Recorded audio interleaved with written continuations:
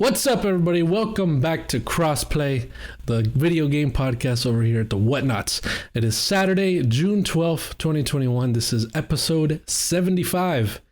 Coming up on today's show, E3 has begun, my friends. So we're going to be talking about all of that stuff. So many things. It's very overwhelming. It's very intense. And there's still more to come. But we'll get to all of that in a bit. My name is Gino Viteri, and I am joined by Kyle Springer. What's up, Kyle? What up, dude? I got on camera here in this pink shirt, and I had like pink lights on and stuff, and it was just way too much pink. It was like, whoa, what is going on? So I had to quick change my outfit there. Yeah. Salmon. You were salmon colored. Ignacio Rojas is also joining us. Yo. What's up, Ignacio? All good over here. So we're all wearing jackets. Jacket We're all gang. wearing jackets. I guess. What is that? What the heck It's a are you zip-up wearing? hoodie. Okay. I thought you had short sleeves and then you had a long sleeve under. It looked like short sleeves and a long sleeve under. No. That's so weird. Oh, that's an interesting hoodie, huh? Look at that. There you go. Cool. I have Alright. my silver spaceman Tim Geddes jacket with my NASA hat to say that I am truly a spaceman. So you are Yes. the Rocket Man. Yeah. You are the Rocket I am Man. the Rocket Man. You should be wearing your PlayStation sweater since they're not around. You know what I mean? Maybe you Right. could just Sure. show that as like a little tease. What is this? Coming Is this Coke that you drink, Ignacio? You're always drinking Coke? What is that? ZC. ZC? CZ? Cubic Yeah. zirconium. Oh, Coke Zero. Oh, Zero, yeah. Oh, I was like, whoa, what is that? Some sort of soda from Chile? No, I've never heard of that. Coke Zero, man. So, Lingo. I want to talk about our general, before we get into, because we're going to get into every single show, and we'll mention like little things from them. We don't have to go deeply into detail because it's not a bunch of stuff that, there's a lot of stuff that we're interested in, but a lot of stuff that we're also not really interested in as well. But I want to get general thoughts on, this started Thursday, correct? With the Summer Games Fest. So Game from Fest, Thursday up until now, we're recording at 6 p.m. on Saturday, 6 p.m. Eastern. So by the time you're listening to this, E3 is over. Yeah, by the time you're listening to it, E3 is over. It's barely started now. For you, it will be And then later this upcoming Saturday that you're listening to this, we will talk about the bigger stuff that happened. Probably poorly scheduled on our part, but I mean, I guess it's one of those things that no matter what day you put a podcast on, there's always gonna, like, if we recorded this sooner and released it sooner, it would just mean there would be more to do next time. You know, so especially at a time like this, something's happening every second of every day so far. Yeah, you basically have to do the kind of funny model of doing it every day. Yeah. So general thoughts. Patreon.com. If you guys can support us and give us enough money, we can do that. We can cover it like that instead of every single day, just like 2 or 3 podcasts, and that's it. Yeah, I could leave my day job finally. You know. Right? Exactly. Finally. So I guess I could go. I'll start about like my general thoughts so far. I enjoyed the way that it started. First of all, I think we had a general strong start with Jeff Keighley's kickoff. Yeah. Which, Ignacio, I just want to shove it into your mouth right now. Shut up about that being what is it? What do you call it? A glorified Google Calendar. No. Without kickoff, we wouldn't have gotten any of that stuff, dude. He made all that happen. I'm telling you right now. That's why this year I always said, not considering the kickoff. If we consider the trying to be like thing, I've said it before. Is kickoff, of course. I have to admit, kickoff was more than what I expected. He definitely had a lot of announcements, and I thought that overall it was a solid show. But yeah, if we go into the rest where he even said it by the end, like, hey, we also have Ubisoft as a part of it, and Microsoft as a part of Summer Game Fest, and I'm like, Yeah. The most is that you get to say that. That's the most that it is a part of it. Yeah. But yeah, overall, that was a solid start. I had to admit that I haven't really watched any of the press conferences since then because I've been busy. That's the thing about it, because it was Zero playing Fortnite. It was on Thursday, like for me, I think it was 2 p.m. Eastern, so I was still at work, and I feel like a lot of people were still at work, like on Thursday. I was making lunch. So yeah, I feel like I missed a lot, and I ended up watching most of the conference after it had already happened. But I fortunately, we'll get into this later, but the big reveal at the end, I watched that live, fortunately. And even though I'm not fully interested in that, like, it's still cool to see finally a reveal like that, especially, in the beginning of this whole thing. It's really cool that we're getting big hitters like that. And it's sort of kind of gone a little bit downhill from there so far. So I'm hoping Sunday, not really downhill, but like it hasn't been as strong as it started, Have you watched everything in your book? Not everything. Not at most fully focused on everything. I jumped in for a bit for kind of funny reaction to the Coke Media thing, and that was we'll get into that. That was a low point for sure. But yeah, I haven't watched any of the other ones, so I don't know what their quality is. I watched. It might have been most of the I watched most of the Ubisoft. Do all the work. You are the captain. I watched, I think, most of the Ubisoft one, and I think that one's fine. It is the same quality of the other ones, so I don't know. A nice little way to end with Avatar, which I thought was pretty cool. I haven't watched the end. They did that. You didn't see the last part. They end with Avatar.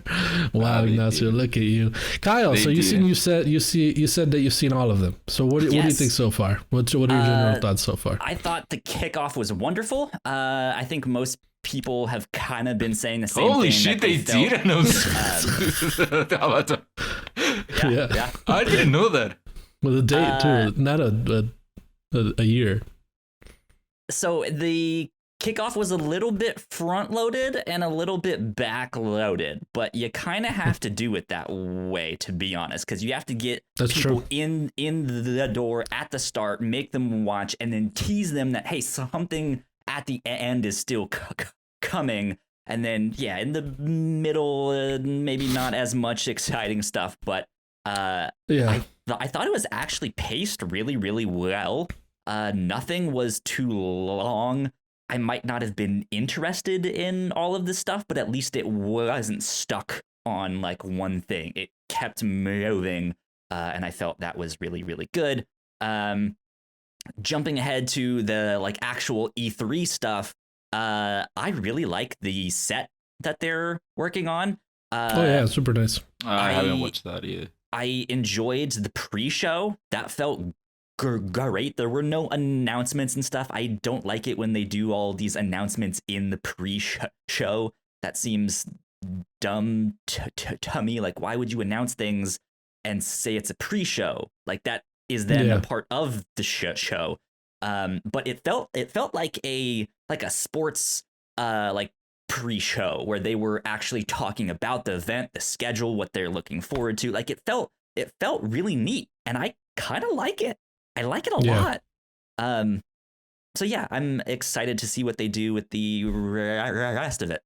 So cool. Yeah, we're still, by the time we're recording this, we have not seen Microsoft. We have not seen Square Enix. We're missing a lot still. Sunday's a big day. So we will get to that when we get to that. But for now, my friends, we should get into what we've been playing. Because there have been some heavy hitters coming out this week. Yeah.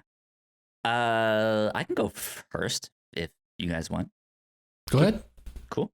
So I've been playing 2 games, Stonefly and Ratchet and Clank. Ratchet and Clank, I've really only played the first like hour and a half to 2 hours.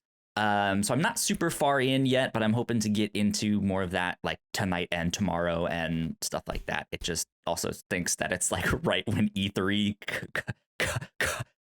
came out, and I want to watch all of the showcases and stuff like that too. But man, I'm loving it. I'm enjoying it. It looks beautiful. And so far, what I've felt with the haptics have been incredible. There's a scene when you go into a club, and just to feel it in the controller was just like, yo, this is so cool. This is amazing. But beyond that, that's really all I have to say with that, since I haven't really gotten far in. But I'm looking forward to playing more. And Stonefly. This is the game by Flight School Studios, I believe is their name. They were the ones that made Creature in the Well. And this is the game that Belinda Garcia helped to write on. I picked that one up. Yeah.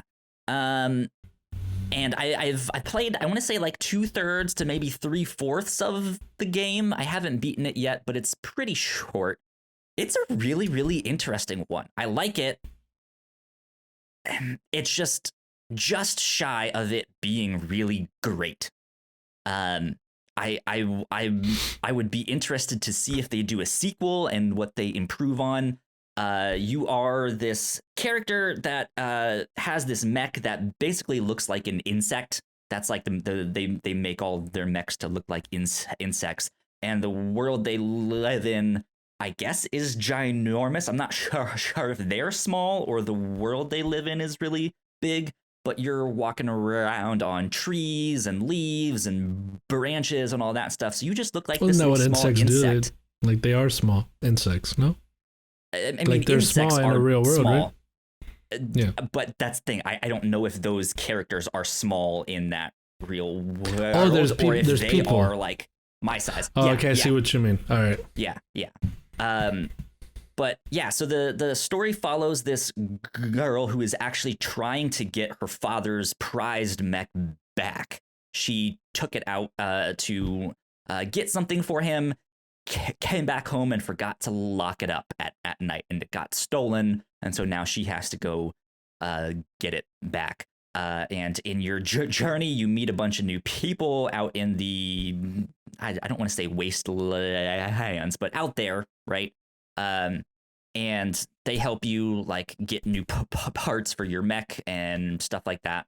The combat is really unique, takes a little bit of getting used to, but it's really chill.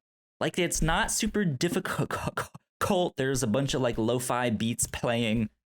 I think the one big thing that I really, really don't like is that it's not voice acted, which is fine. But the characters don't do the like they don't have that stuff. It's just a text bubble. But it's it's next to their like the character themselves. It's not like what you see in like those now I forget what you call those, the like story games, the novel game things. Visual novels. Visual novels. It's not like that where it has like a picture of the character and then the text that they said. It's like actually next to the character's head in the scene, and then it goes at its own pace. So if you don't read fast enough, or if you're looking somewhere else, you'll miss what they say. And so I feel like there's a lot of the story that I'm actually missing out on. Like it's not one of those things that's like, okay, here's the text, now hit the X button to continue on. It's just like, here's what they said, here's the next thing that they said, here's the next thing, right? So I feel like I'm missing out on stuff, but good so far. Okay. Not great, but sounds good. That's Stonefly. Cool. I could go back. So I'll go back to Ratchet. I've played, I think, a little bit more than you have, probably like 3 hours or so. And you don't need a lot of time in this game to realize how incredible it is. It's like just from the opening sequence, you're already in. They're already sucked in, and that's something that I would compare it to 2016 Ratchet. That one didn't get me invested into the game from the beginning. So I never beat that one, and then I thought that I had to play this one. But you don't really need to. Just in case anyone's wondering, you don't need to play any of them to like this game or to understand it. So haptic feedback, DualSense, truly incredible. I love the way the Sony exclusives are doing it. Returnal did it incredibly. This one does it as well. Although I did change the R2 and L2, the triggers, because I'm afraid of it breaking. Because I noticed the guns do it intense, like they hold down R2 hard. So I changed it to like, you could change it to it being half, sort of like that, where it's not too much, but it's still there. So I changed it to that, still great. And man, this is one of the most beautiful games I have ever seen. Like, it's so crazy, man. It really is. So good. I love it when games do this. It happened with Uncharted. One specific scene that I'm thinking of Uncharted is when you don't know that you're out of the cutscene. And that was the desert scene in Uncharted 3, I believe. I remember that. I didn't know I was out of the cutscene. This has happened to me like 4 times already in 3 hours. And I was like, wow, dude, that's especially when you're with Rivet, when you start playing as Rivet. There's so many parts of it. That's where I got to. Like, I stopped like right when I got okay. to it. Yeah. So I'm like, I think I'm on like the second planet or whatever with her. And there's so many scenes where the cutscene ends and you're playing, and it's so incredible how nothing has changed. Nothing has changed. It's so amazing, man, the way this game looks. I just stop and look at like the way the sun comes through the trees and stuff like that. And you would think like just even though this isn't like, oh, this isn't like Uncanny Valley realistic kind of game, like it's one of those things where it like and with Pixar they show the threads on freaking Mr. Incredible or Incredibles, like his shirt. It's like that kind of detail that this game has, and it's so incredible, man. I can't wait to keep playing it. I haven't played a lot of it though, so it's super fun though. It's incredibly fun to play. There's not much more you can say about it. This is as good as Insomniac just keep, like, they have shown that they're at the top. Like they really can do this. And it's awesome to see that they do that. Ignacio, you haven't played it, right?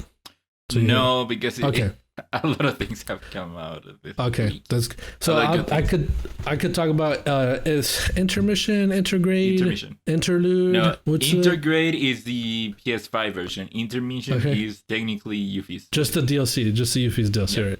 So first of all, I freaking absolutely hate how I have to upload the PS4 save on the Final Fantasy to then download it on the PS5 version. I'm like, no, I'm not doing that. It's not ideal, but it's not as bad as people make it out. It's because I didn't have the PS4 one downloaded, so I was like, I didn't know I was supposed to do that. That was your mistake. I had it.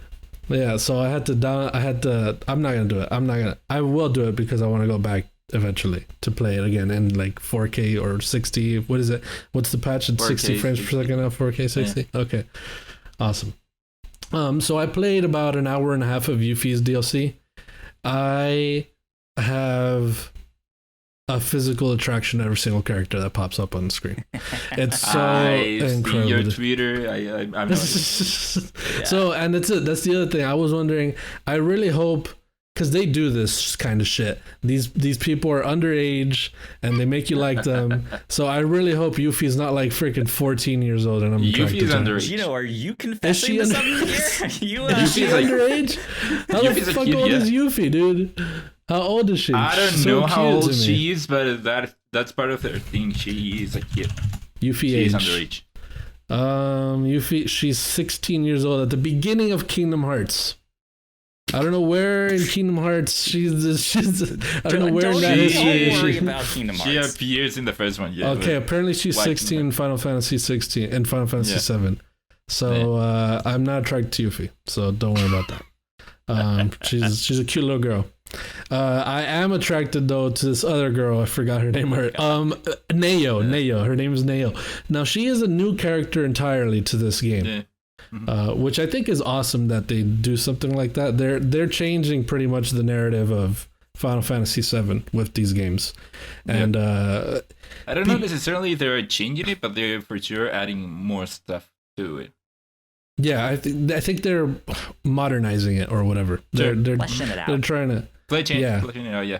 Yeah, so because it's like they're expecting to make the entirety of the story in I would say 2 or 3 games, and this first one only covered like less than 10% of the original game, you know. So like, so they have to do something to change that up. But I really like the new characters introduced in this game. Sonon, I believe, is new as well, right? As Yuffie's partner. He reminds me of Zack, which is cool, but I do want to see Zack again if we get to see him. Mm-hmm. So I'm talking about deep lore right now, but whatever. So anyway, this game, I put it on normal and it is hard as fucking hell, dude. I don't know why. I'm rusty or something, but I was having an extremely hard time. I wouldn't call it hard. I wouldn't call it hard. I also had a bit of a tough time with some of the fights. I think I'm more rusty because as I kept going, I think I kept getting better because I remember being so much better at the fights than I am right now. Yeah. So I don't even know it's about difficulty, but it's just about how much health some of these monsters have. Like they have so much health, which is something that it kind of like slows down the pace of it a little bit for me. Because it's such a quick, fast-paced game that I want to get to like the next area or next fight or whatever. Mm-hmm. But there's just one monster that I'm stuck on for like 15 minutes, 20 minutes because of how much health they have. So I don't know if I'll probably just bump it down to easy and just play like that. But they added another little mini game. Fort Condor. What's it called? At least Fort Condor. Fort Condor. Yeah. It is something that was on the original game, but it wasn't like this. Fort Condor was a place in the original one where you could go on there, and the mission there, it was a side mission. You had to protect this egg bird at the top of the mountain, and so you had to place like different enemies are going up. You have to it's basically a tower defense game. They changed it up this time. Yeah, it was pretty fun actually. It's a nice little fun mini game to play. I enjoyed it. It is better. I really didn't like Fork on the original. Yeah, it's a good thing it's a good side thing to have in the game. I definitely enjoyed it. Because usually these kinds of things I don't really care for them, like Gwent and The Witcher and stuff like that. Like, but this one it was deep, but also very simple. So that's what I enjoyed about it. Other than that, I haven't really played much of the DLC. So I know it is short. It's probably like 7-8 hours in total. Maybe. I think Imran Khan said he played it for like 9. Okay. That's a pretty good sized DLC, to be honest with you. Yeah. Freaking Yuffie controls, like the way she fights is so amazing. It's so incredible. It's better than when I would play with, it was the party members were Cloud, Tifa, Aerith, and Barrett. I liked playing as Tifa the most because of how fast she is. She's super fast. And I enjoy Yuffie because of how fast she is, but also the difference that she has, the variety that she has with ranged and melee. Mm-hmm. It's really cool how she does that.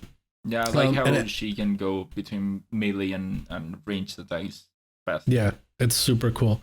And also, I don't like that you can't play as the other guy. I really like the other guy, but I want to play as him. You could just do like link attacks with him and stuff. So that's unfortunate. But yeah, it's I'm excited to play more of it. I don't really get into DLCs, but for this one, I do want to play this one. This one is freaking awesome. Yeah, so I haven't played much of it either because of the other game that came out. We'll talk about it later, but yeah, I'm enjoying it so far. I do want to explore more of the Yuffie story because you didn't get much of it in the original one, and so having her be there at the same time of the events of 7 remake at the events of Midgard before you actually meet her. I think it is pretty interesting. I wonder how that will affect what comes later. Yeah, it's still the same gameplay that I love of 7 remake and the same world that I love of 7 remake. I cannot wait to get back to it, but I haven't played much. One thing that I have to say is that the game gives you the option of going between performance mode and visual mode. I think it was called. Do performance mode. Just don't bother with the other one, because I tried going to the other one. It doesn't look any different, but the camera, it does affect the camera movement quite a bit. That is noticeable. I see. So don't bother with that one. Just go performance. Cool. Sounds good. Mm-hmm. Kakarot. Kakarot, yeah. So watch the dragon. God, don't do that to me. That triggers me. Ball Z. Triggers me. No, so we've known for a while that Dragon Ball Z Kakarot was gonna have his final DLC be History of Trunks.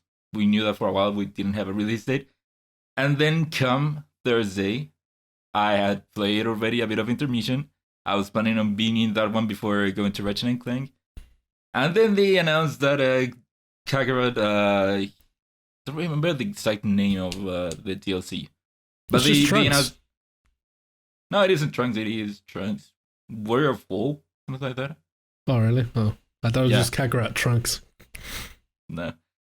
So yeah, they announced on Thursday that it was coming out on Friday, and so that's what I've been playing since then. I do have to admit that there is more than what I was expecting. So if you do not know, this DLC is of course based on the Dragon Ball Z special that is History of Trunks, which shows Trunks in the future fighting the androids with Gohan. Great movie. Mm-hmm. Yeah, I remember. And so that special isn't long. It is 1 hour long, and most of it is just Gohan and Trunks go to find the androids. They lose. Gohan goes to fight the androids. He dies. Trunks goes to fight the androids. He loses.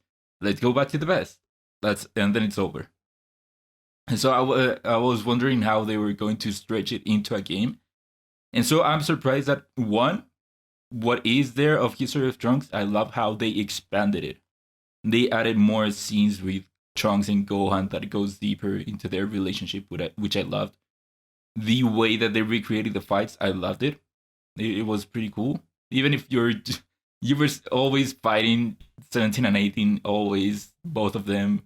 They always had 5 health bars. You always had to defeat them both. But I think that they kept it interesting enough. And then seeing some of the other characters in the world during that time, it was a good thing to see. And so I thought that was all that it was going to be, only the History of Trunks, but they actually go through everything that's future Trunks. So that's History of Trunks, then him going to the past, coming back, going once again to the past, coming back, and then fighting Cell in the future. And they even have something that I really loved, that was him telling Bulma about his time with Vegeta in the time chamber, which added to the lore of it, to the character, which I really loved. And then I was surprised that once you defeat Cell, credits roll, but there's still more game after that. There's still more story. It is. I just rolled credits, but I know that after that, it is something that wasn't on the original show, but it's something that was later talked about. It was never shown, but it was talked about. So interesting. I'm excited to see what comes later. But yeah, as a final DLC, I loved it. It is very good. I wish that they would have done more DLC like this, because you had 2 others. One was it didn't have much of a story. It was just you training.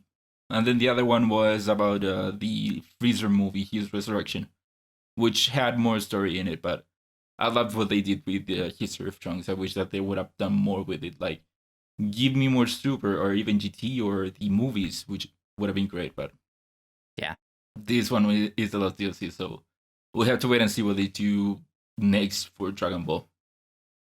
Cool. Find out next time on Dragon Ball Z.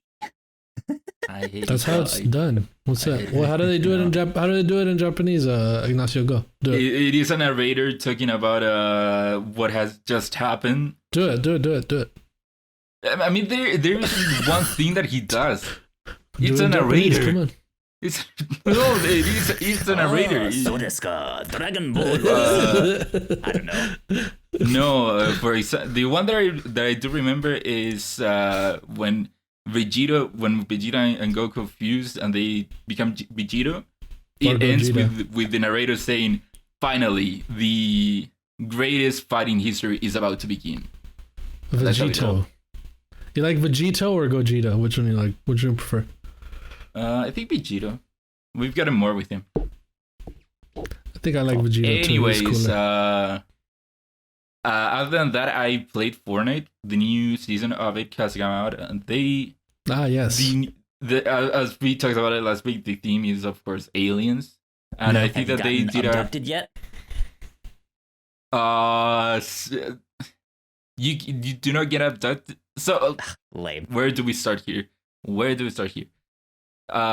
of the new additions, they of course changed them up to be more alien themed, which means that they've added like these bases scattered around the island, which are like Men in Black type of bases, government stuff. And I like how they've added to them these NPCs that have that vibe. And so if you go to them, I love how they have this motif of, if you go there are cameras that can spot you, or the guys can spot you, and if the cameras spot you, the alarms go off, and then the guards attack you. And so I love how it kind of feels like a stealth mission going into it, getting your weapons out of there. The other thing that they've added spaceships to the game, flying discs. And so if you go to these certain areas of the map, you could ride them, right? You could ride them. There are certain areas in the map that if you look in the map itself, the names will show up differently. By the way, you saw my shirt, right? You saw my shirt. Oh, hey, Majin Buu. The Majin Buu shirt. Yeah. So there are these areas in the map that get invaded by aliens, which means that there are these flying saucers flying around it, and they'll abduct you and throw you somewhere else. They'll grab you and slowly take you somewhere else. Port you. Do the UFOs that you can ride, is that like a fast travel system to a different location or something? No, they are rideable. Ride around. They are vehicles. Yeah, so if you manage to shoot down one of these ships, or if you find one laying around, you can hop into it, and those have you can shoot like this ball of energy at people, which will hurt them. You can also use this tractor beam to grab them, and you can go flying fast. Cool. And they've added weapons that are that motif, but if you're really interested in Fortnite, I think that it is overall a good update that they give. They've updated quite a bit. They also showed a Superman skin. But that was 65 days out, so I don't know why. That's one thing that I wanted to talk about. So the promotion for this season has two prominent characters. They're third-party characters, pop culture characters, I call them. Yeah. One is Rick from Rick and Morty, which is in the game, and you can get it from the Battle Pass. And the other one is Superman. The interesting thing about Superman is that, like you said, it is locked until like August something. The season ends in September, and Superman is locked until August, and it's one of the prominent characters that they are promoting this so year. There must be weird, something at the end of the season that is happening. Yeah, they're probably making an event around him then. Yeah. Yeah. Maybe That's true. Or someone else, and it's like, hey, here's a few more skins to hop in, and you guys can. But see I just find it so season. It's so weird because they've rearranged how the battle pass works. You no longer get it linearly, like each level is one thing. It is divided into sections, and once you level up, you get these stars cheap, basically, that you get.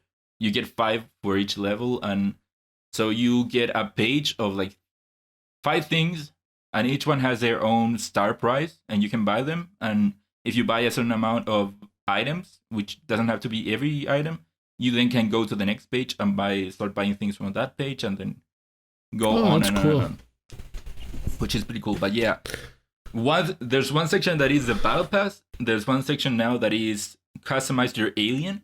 So if you get the battle pass, the first character that you get is an alien that you can customize.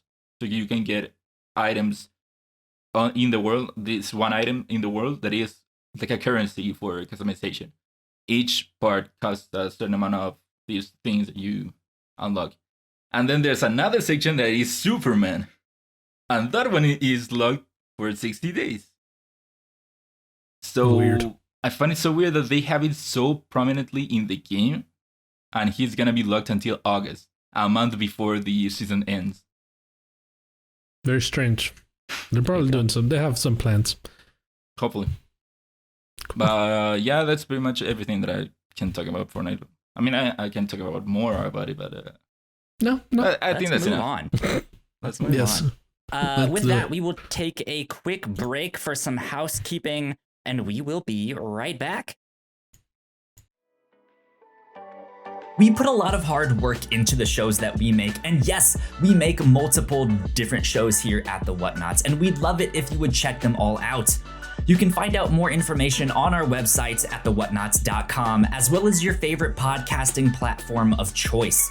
When you type in the Whatnauts, all of our shows will pop up right there. Just don't forget to give us a nice rating and review if you like the shows. If you want to support what we do here at The Whatnauts, patreon.com/thewhatnauts is the best place to do that. You can support us for as little as $1 a month. You can get all kinds of exclusive content at our $3 tier, and you can get a shout out and thank you on all of our shows at the $5 tier. You can support us on Twitch by subscribing to our channel at twitch.tv/thewhatnauts, and we would love to have you all join us for our live streams and talk with us in the chat. And lastly, we have merch. If you want to grab yourself a shirt or a sweatshirt or a mug or something else, head over to thewhatnauts.com/store to pick up some merch today. And we are back. Thank you to our Patreon supporters at the $5 tier and above. So thank you, Sam, so much. We appreciate it. We hope you are enjoying all of these podcasts. It means a lot. Let's see. Sam. If you did not go check out our E3 predictions last week, please go do that. It was a lot of fun. Epona or Smash. We're all hoping for that one. Yeah, go check that out. Let's see, what did we do on the review show? The review show, we just did, or we're about to record one on Dimension 404, which is a sci-fi anthology series, kind of like The Twilight Zone or Black Mirror, but with a lighter take. It's not so bleak and dark and just like, oh man, this makes me like hate humanity. It's more comedic and cheesy and stuff like that. And last but not least, coming up at the end of the month on the Captain's Log will be our trivia night. We started this last year. We're hoping to have this be a thing at the end of the month in June every single year.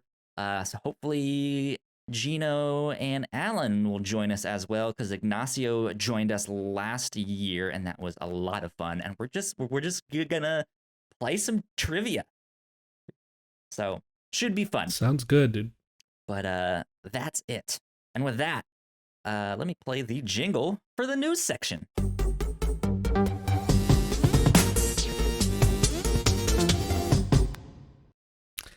All right, my friends, like I said, E3 has begun. And we have quite a few showcases that we can talk about here. Some more, some less, but a lot of stuff to go through. So I want to start. I don't think we need to focus on all of it. No, we don't. No, we don't. A shit ton. So let me just look. Let me just read out the showcases that have happened so far for us. As we're recording this.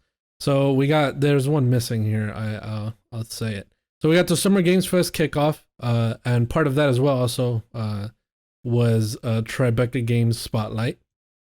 Then we also got Day of the Devs, a Coke Media showcase, IGN Expo Day 1, Netflix Geeked Week, Guerrilla Collective, a Wholesome Direct, Ubisoft Forward, Devolver Digital Showcase, and a Gearbox Showcase. That is what we have seen right so now. far. Is the VR, like the upload VR Oh, yeah. or Upload something? VR something is happening right now. Yeah.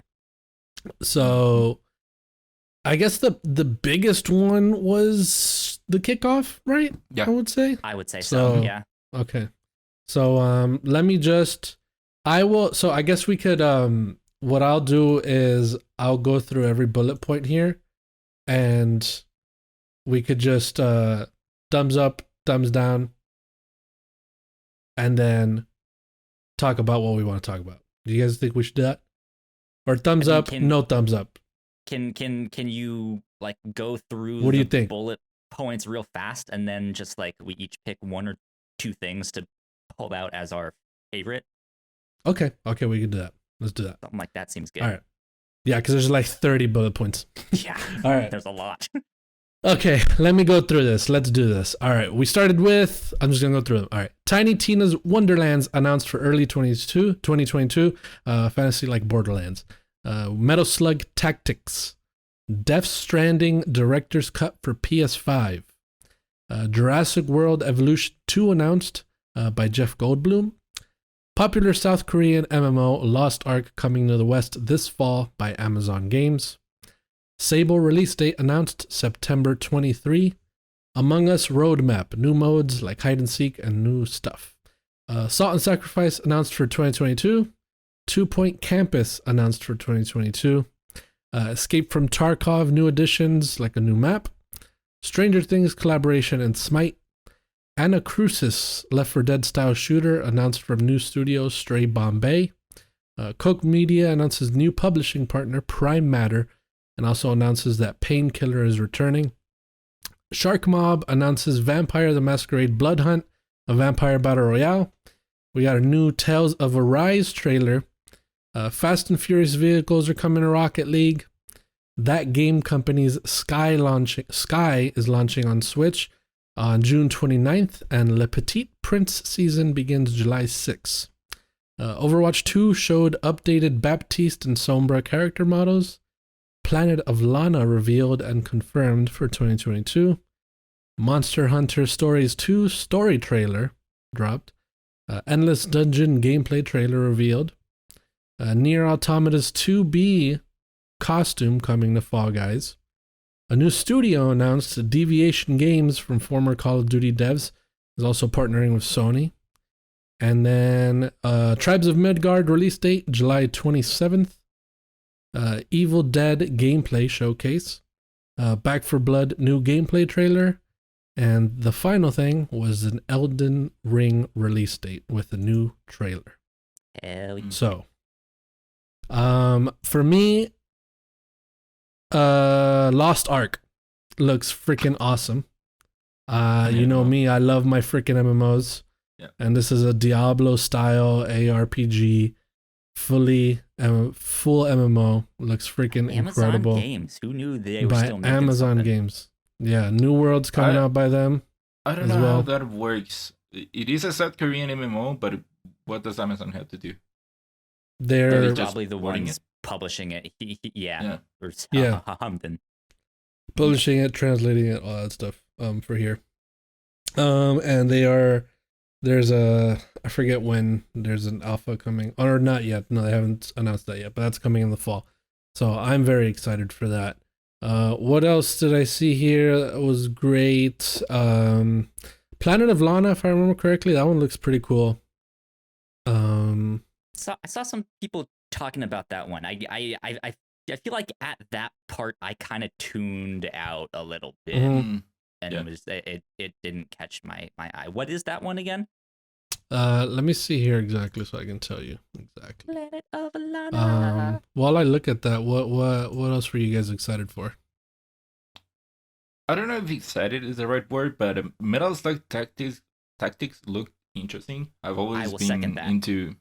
I've always been into the Metal Slug games, and seeing that art style and that style of comedy in a way, in the tactics genre, look interesting. I'm not a tactics game, but it kind of make me want to give it a shot.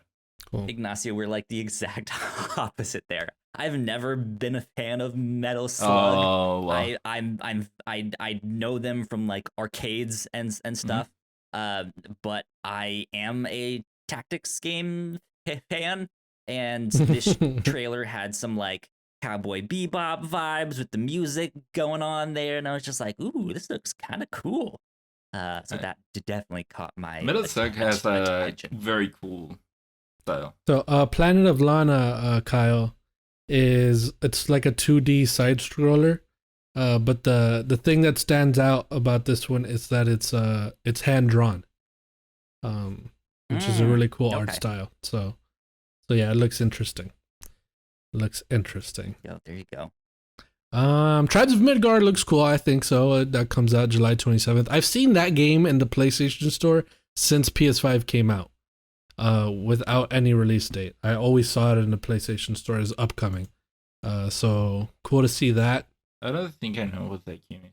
It's like a survival crafting, Yeah, over we the got top a camera little kind of. bit of another look in the Gearbox showcase. Yeah, Ooh. that too. Thing. What else? The Evil Dead gameplay looked pretty cool. That game looks like it graphically looks pretty nice. I thought it looked really cool. So it looks like those. I kind of like had like Friday the 13th. Yeah, that and Dead by Daylight, that so. kind of. Yeah. It's. I feel like that's the kind of game it is. So yeah. And then Death Stranding Director's Cut. That's an interesting name. I don't know how much. It is an interesting name. It's Kojima Studios. I don't know how much the it wasn't. game is by Kojima. Yeah. So the original thing is the director's cut. Yeah. Since he was the director. I don't know. But it's a little strange. But still, what we saw there, they had a lot of director's cut. Metal Gear influence. Like he stopped himself from releasing this this is my cut. Like no. I mustn't. No, I can. Yeah. But the trailer was very interesting. It had a lot of Metal Gear homages. Yeah. So I'm interested if they're going to implement some Metal Gear-ness stuff into the game. If that's the director's cut part. I didn't realize it was a director's cut at first until they said that name at the end. Yeah. I thought this was just like they were announcing DLC. Yeah.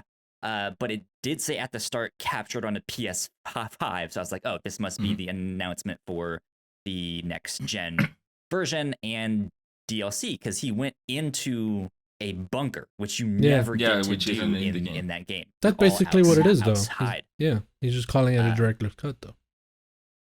But I mean, that's the thing. Like, is there other stuff that has been put back in the game that is like out there? Are there other missions that you need to make deliveries to do? Is there a new like power up suit kind of thing that you get in that game? Like, we don't know. Yeah. And we don't even really know if there is going to be DLC exactly, because it did look like there was going to be some kind of stealth gameplay inside these bunkers.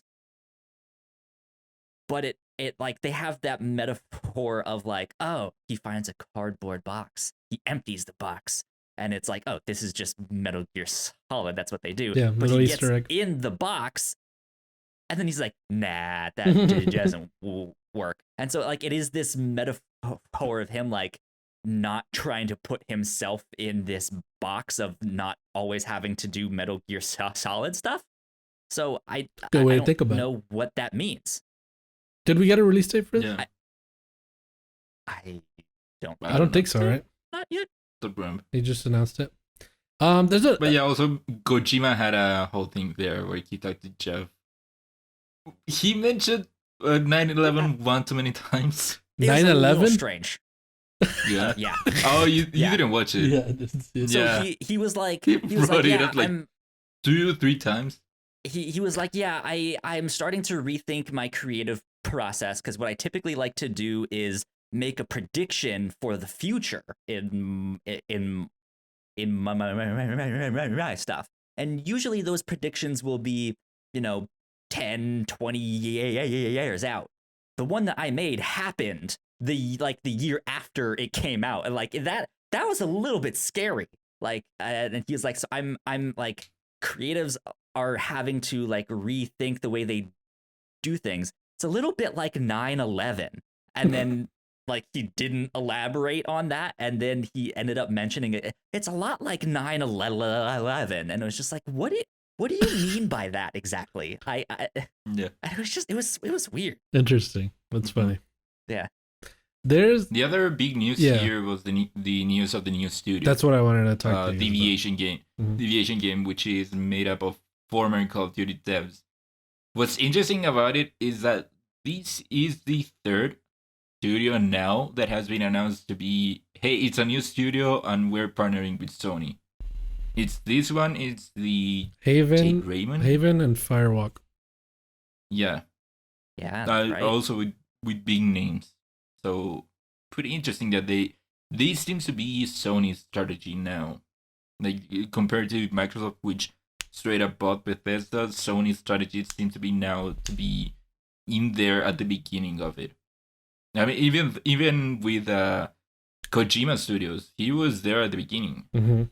Right? Yeah. So now Partner these with three other studios help them make something real dope. It's sort of like a relationship that they can start building as they did with Square Enix, where Square Enix and Sony are sort of, you see these Square Enix game, you see these games come to Sony as exclusives, and it's weird if they're not on Sony platforms. Rather than them, because they don't own Square Enix, they haven't purchased Square Enix. So rather than them purchase these studios, they build this relationship with them where they have that sort of like unspoken rule where like, yeah, our games will be exclusive for PlayStation. They have quite a bit of those relationships. They had that with Housemarque, with Quantic Dreams, with some other studios. Yeah, but aren't they fighting with Quantic Dream or something? Didn't they have a falling out or something with Quantic Dream? Not that I remember. I know that Quantic like Dream is dealing with its own stuff internally. They start talking shit about each other with David Cage, but not that I know of that they are fighting. Interesting. Like that. We also got another publishing partner with Koch Media, Prime Matter. Then they announced Painkiller was returning. Do you guys know Painkiller? Is this something you guys? No, I don't really know that one. Yeah, I don't know. Just go to see more. Like I like that. At this, it wasn't just games, but it was stuff like that being announced as well. New studio, new publisher, stuff like that, which is really cool. And then I guess the final thing we can talk about is Elden Ring. Did we expect this? Not here, at least. Not here. Yeah. No. Yeah. I did not expect it at all. I expected it like at Microsoft or something. Apparently, Microsoft and Bandai have like a tough relationship. They're going through a tough relationship. Bandai. Well, here's the thing. I think we could still see more at the Bandai Namco. Oh yeah, because we did get that leak that happened like 2 or 3 months ago where there was gameplay that got leaked, and we didn't see the gameplay here with it. Yeah. So someone came out later saying that it wasn't the right trailer. I don't know who that. Was Jeff Grubb or something like that. No, that they mentioned that on Kind of Funny, and that was a parody that was a account. joke. That was a joke. Yeah. So it did get a release date. It's January 21st, 2022. Yeah. So the game is closer. Further, it's way further in development than we thought, and so it could very well be possible that, but it sucks that by the time people are hearing this, they already have known. So they probably did have a more gameplay for that game since it's way further out in development than we had originally thought. So that's great. I did not. So when they showed the trailer. I was like, nice, freaking Elden Ring. This is awesome. How cool. I did not expect this. And then they give us a release date, which is another thing. Like, it's so crazy how, like, Really cool, yeah. we're surprised by release dates because, how do you guys think it's going to stick? No, you don't think so, Ignacio? Maybe. I think there's a good chance that it doesn't. Interesting. I agree. I could see it simply for the fact that they've been working on that game for so long. Yeah. And things are starting to get back on track now, at least here in the United States. So where is From Software? Where are they located? I think it's the Japanese studio. Are they not Japanese? I'm pretty sure it's a Japanese studio, yeah. Yeah, I think it is Japanese. I'm not sure how Japan is doing then. They aren't doing great. But they aren't doing good right now. If they're having troubles, then yeah, I could see it slipping, because this would probably be the stage where they are trying to do motion capture and stuff like that. And that's, if they're having troubles with the pandemic, that's probably not happening. Well, From Software is Japanese, and Japan is right now in a state of emergency. Oh due to COVID. All right. I guess we'll see. Let's move on, my friends, to the next showcase that happened. Well, actually, let me talk about the Tribeca Game Spotlight. I don't know if this happened before or Go for it. This happened after the Day of the Devs, right? Let's talk about Day of the Devs. I believe so. Yeah. Day of the Devs. We got 19 games shown from this showcase. So let me just go through them and then we'll talk about them. We got a musical story, Axiom Verge 2, Behind the Frame, Death's Door, Demolition Robots KK, Despelote. It's Ecuador. So Despelote. Ecuador? Yeah. I did not see the Day of the Devs. This is an Ecuadorian game? No, I'm reading the IGN article. It says, as a kid in school in Ecuador, all you want in the world is for school to be over so you can go out play soccer. What the heck, dude? 2001. It's 2001. It's 2001 and Ecuador is within reach of qualifying for the World Cup. Yeah, so I know we said we'd wait till the end to talk about that stuff, but yeah, what you do is like you kick around the soccer ball, and that's how you interact with the world. Like you kick the ball to people or things, and they'll be like, "Huh? Oh, hey," and they'll do all of that stuff. So yeah, it's like the most opportune time to release that game. I'm sorry, I just didn't like I didn't see this, and I didn't know that it was like there was an Ecuadorian game in here. That's like Ecuador's never talked about at all in general. So this is absolutely crazy to me. Developed by Julian Cordero and Sebastián Valbuena. Yeah. No, didn't know. Based on real experiences and photos from Ecuador. That is crazy, dude. I haven't... Oh my god. Sorry. Yeah. Okay. Sorry. I got a little sidetracked there. That's freaking awesome. That is so cool. I'm going to get this game just to support it. That's so awesome. Wow. Elec Head, Garden Story, Last Stop. Oh, they showed more Last Stop. Loot River, Moonglow Bay, Oxenfree 2, Lost Signals, which is awesome. Phantom Abyss, Road 96, Soup Pot, The Wandering Village, Toem, which Kyle likes. Unbeatable. Yeah, I actually got a code for the demo for that. The demo will be out for the public this next week, but I have a code to hop in on that. So I'll be talking about that next week. Awesome. We also got Unbeatable, Vocabulantis, and Walk. Okay. Yeah. So this showcase had a lot of really cool games, apparently. It did. I did not know Day of the Devs was happening. It just kind of happened to be on like immediately after the kickoff.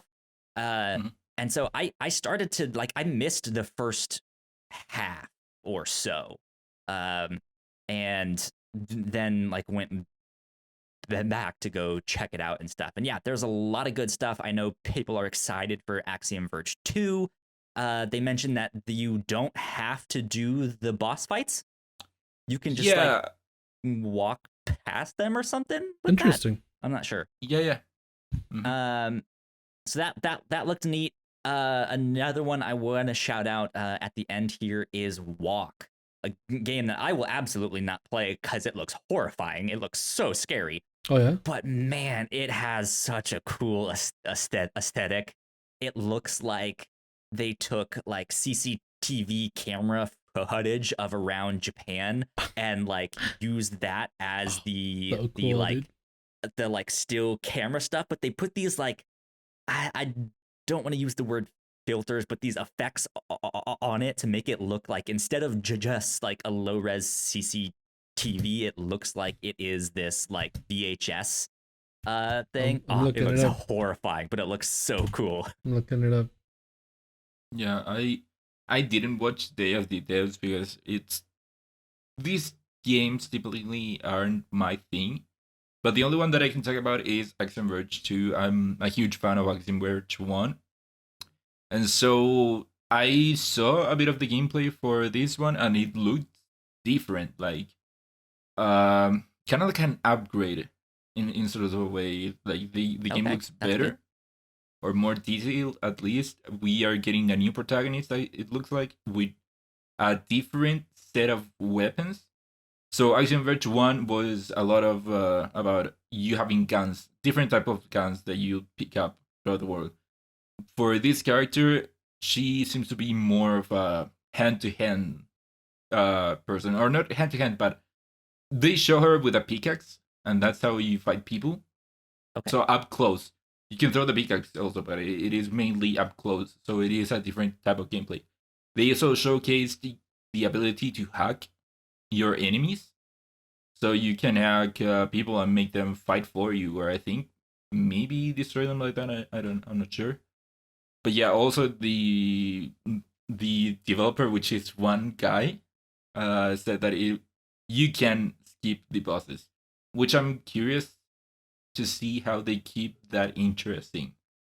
Like, why am I fighting if I can't just walk away? I wonder. Or where's the challenge here? But definitely check out all of the stuff in this showcase because there was a lot that we're not even mentioning here that was really, really neat.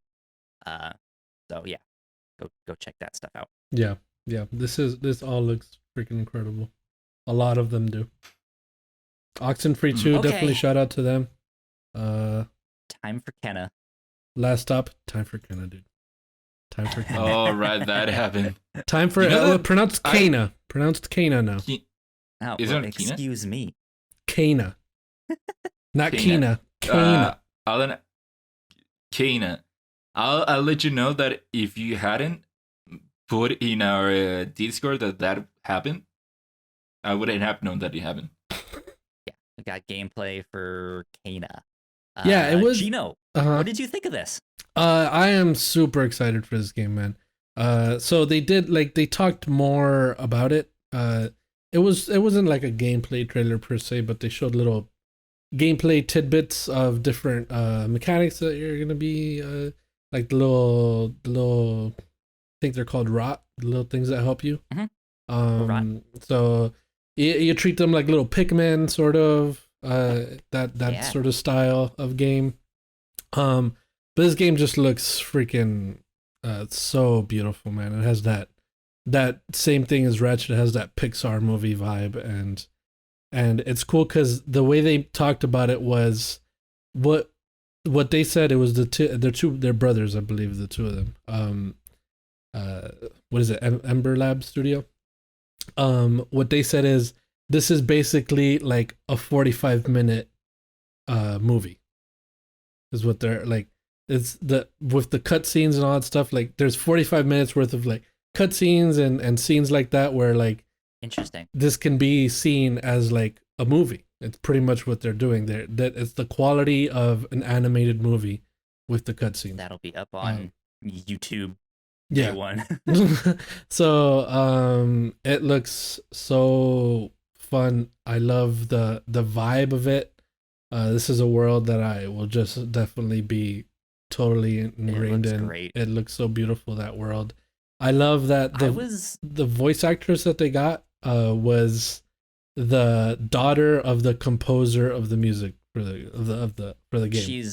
I think they said she's never done anything before all of this stuff. So this might be Senua's Hellblade's sacrifice situation here. So really cool. The one thing that surprised me was the whole Pikmin thing. I didn't know that was an aspect of the gameplay. So that'll be interesting to mix that in with the more like open world action adventure stuff that's happening here. I actually don't know if it's open world or not, but yeah. I So, feel it cool. would. I feel like it will be more linear because from what we've seen of it, because we have seen like 3 different sorts of gameplay trailers, reveals, sort of that stuff. And what I've noticed is that we're seeing a lot of the same scenes. So Okay. And obviously this is a $40 game, so I want this. I want more from this. $40, what a steal! Yeah, right. But it's because I feel like it's gonna be like an extremely short game. Like it's one of those games that you're probably gonna be able to finish in one sitting. Yeah, it could very well be short. I believe. So which is it's okay. That's great because like 6 hours. I'm not asking like a 6 hour. I'm not asking for an 80-hour game or anything like that, but it would be nice to be in this world longer than I think they're gonna have us in it. So, but I'm excited nonetheless. That game looks freaking incredible. That was at the Tribeca Games Fest. The Tribeca Games Fest. I think 11 other things that were displayed and showcased at that. So be sure to check out all of that stuff. As well. Yeah. 100%. Okay, so we could also let's move on to the IGN Expo. This was a lot here too. So should I just go through the titles again? You guys think? Sure. Yeah. Yeah. Okay. Yeah. Let's go doing what we've been. Let's go through the titles again. All right. So IGN Expo. We saw more of Tiny Tina's Wonderlands. Doki Doki Literature Club Plus. World War Z Aftermath, which I guess is this is an enhanced upgrade of World War Z, which came out a while ago. Audio Clash Battle of the Bands was revealed. Core Keeper, a 2D base building game. Bramble the Mountain King, which is an intense side-scrolling horror platformer. That sounds cool. Survival Machine, a unique co-op survival game. Blacktail, which is a first-person action adventure title. We got new arcade 1-up cabinets. Okay, that was random. Mortal Shell: The Virtuous Cycle, so some DLC for Mortal Shell. Death's Gambit Afterlife, which is an expanded. There's a lot of things here. Yeah, an expanded edition of Death's Gambit. Big Rumble Boxing Creed Champions, so another boxing game. The Forgotten City is a murder mystery game. Oh, this is cool. It's a murder mystery game taking place in ancient Rome based on a popular Skyrim mod. Wow. Yeah, it looks pretty cool. That is cool. Unbound Worlds Apart, which is a Metroidvania. Splitgate, which was on PC prior, and now 2 years later it's coming to console. Black Skylands, a Skypunk open world top-down shooter.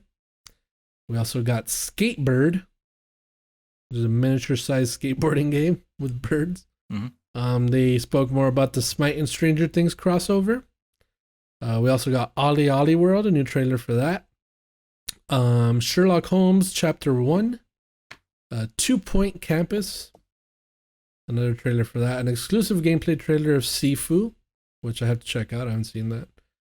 Streets of Rage 4 exclusive DLC. Martha is Dead, an intense horror mystery set in Italy. That sounds cool. Inculinati, a strategy game. A Disciples Liberation, which is dark fantasy strategy RPG.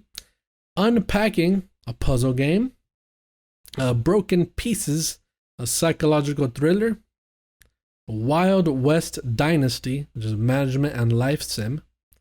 Chernobylite, a survival game set in the Chernobyl exclusion zone. Haunted Space, unique space combat game. Arborea, a Souls-like roguelike. Interesting. And Steel Rising, the alternate history game set amid the French Revolution. So that was a lot of stuff. Yep. And a lot of cool stuff too. Mm-hmm. From go ahead, Kyle. I was gonna say this is one of the things that I didn't know was happening. I kind of forgot that IGN was doing their own thing.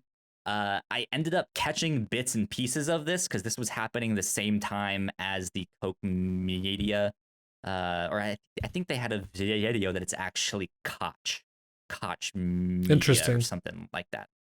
I'm not Coke. sure, but yeah, and we'll get to that one in just a sec here. But I do want to at least shout out Doki Doki Literature Club. I've heard nothing but great things about this game. I actually downloaded it on my laptop a long time ago when it first came out. I was hearing nonstop stuff about that. Never got around to it, but it's not DLC or an expansion, but is instead an extended edition of the same deeply upsetting visual novel. But this thing on the outside just looks like this extra, really cutesy anime visual novel thing, and I think they said it was coming to basically all of the systems on June 30th.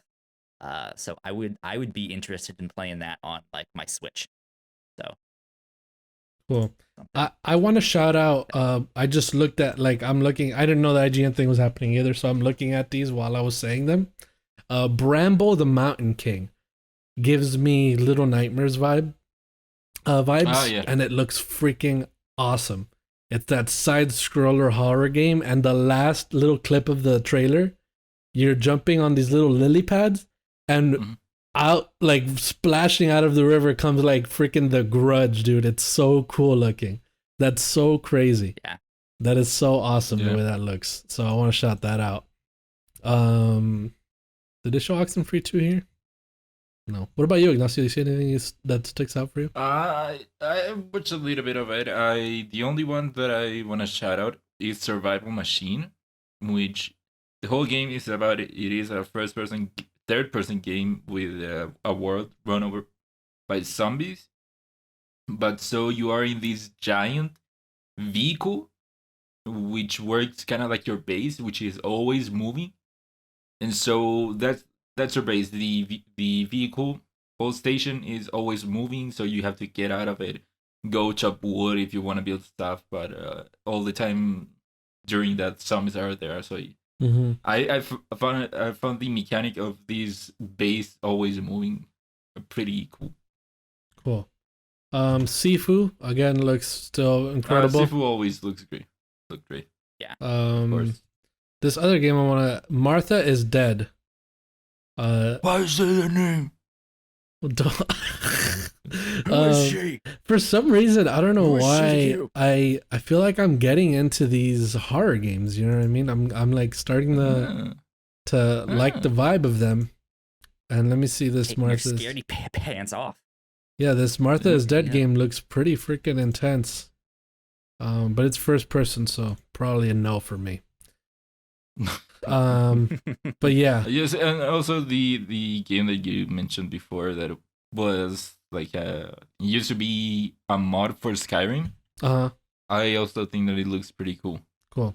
The murder mystery. Also, fuck IGN for an ad before every single video, dude. Tired of this, dude. Tired of this. Freaking money hungry. You know what I mean? Terrible, dude. Let's see. I was looking at Chernobylite. Chernobylite looks intense. Oh, is this a co-op? This looks like a co-op.